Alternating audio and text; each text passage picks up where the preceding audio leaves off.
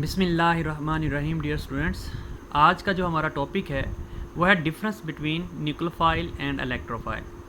इस पे मज़ीद मैंने 3 लेक्चर और आपने आगे आपको मिलेंगे जो आपने लाजमी सुनने हैं, जिसमें मैंने एक लेक्चर आपको होगा basic and difference between the base and nucleophile और स्ट्रेंथ ऑफ दी न्यूक्लियोफाइल किन चीज़ों पे डिपेंड करती है, और आखिर पे लिविंग ग्रुप पे एक लेक्चर है वो भी आपने लाजमी सुनना है। चलो ये शुरू करते हैं हम लोग कि न्यूक्लियोफाइल में हम कहते हैं ये न्यूक्लियो और फाइल दो लफ्ज़ों से मिलकर बना है।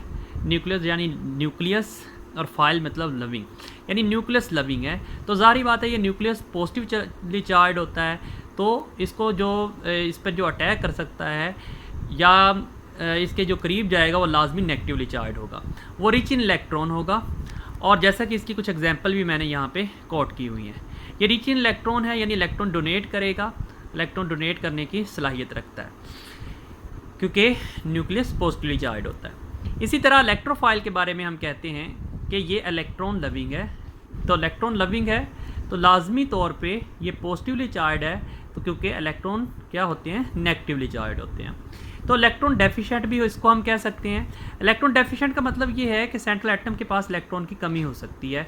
जैसा कि ये बोरॉन BF3 की मैंने एग्जांपल को ड्रा किया है, तो इसमें 2s2 2p1 होती है। यहाँ से इलेक्ट्रॉन एक्साइटेड होकर यहाँ पे चला गया, तो ये इसका एक ऑर्बिटल जो है वो बिल्कुल खाली है।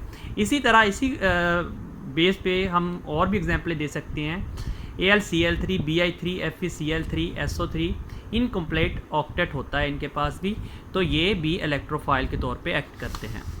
इसी तरह बेटे हम कहते हैं कि न्यूट्रल और पॉजिटिवली चार्ज। हम न्यूट्रल में देखते हैं कि central atom have lone pair. इसमें या तो लोन पेयर वाले हो सकते हैं, एक नेगेटिवली चार्ज, दूसरे लोन पेयर वाले हो सकते हैं सेंट्रल एटम के पास।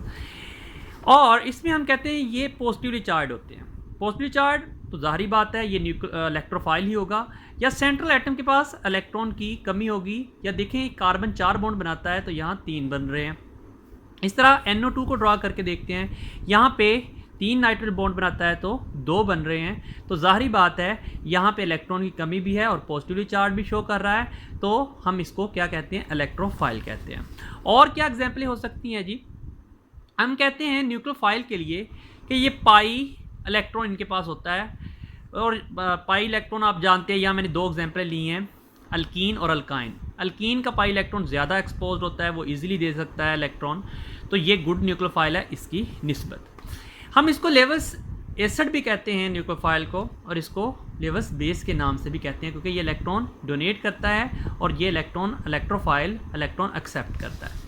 अब दोनों की एग्जाम्पलें देखते हैं हम कहते हैं कि न्यूक्लियोफाइल जो होते हैं इनकी एग्जाम्पल ये हैं कि ये न्यूक्लियोफिलिक एडिशन रिएक्शन भी देते हैं और न्यूक्लियोफिलिक सब्स्टिट्यूशन रिएक्शन भी देते हैं।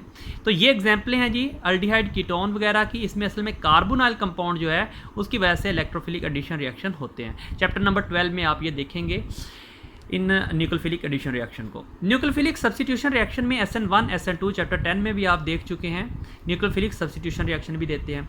इस तरह इलेक्ट्रोफाइल भी 2 तरह के रिएक्शन परफॉर्म करते हैं, जैसा कि इलेक्ट्रोफिलिक एडिशन रिएक्शन, ये डबल बॉन्ड की जगह आके ब्रोमीन जुड़ जाता है, ये आपने देखा हुआ है, ब्रोमोनियम आयन बनता है, ये इलेक्ट्रोफिलिक एडिशन रिएक्शन दे सकते हैं। इस तरह इलेक्ट्रोफिलिक सब्स्टिट्यूशन रिएक्शन भी ये देते हैं। ये पाई इलेक्ट्रॉन जो इसका है बेंजीन रिंग जो है वो क्लोरीन जो है इसके साथ जो है इलेक्ट्रोफिलिक एडिशन रिएक्शन परफॉर्म कर रही होती है।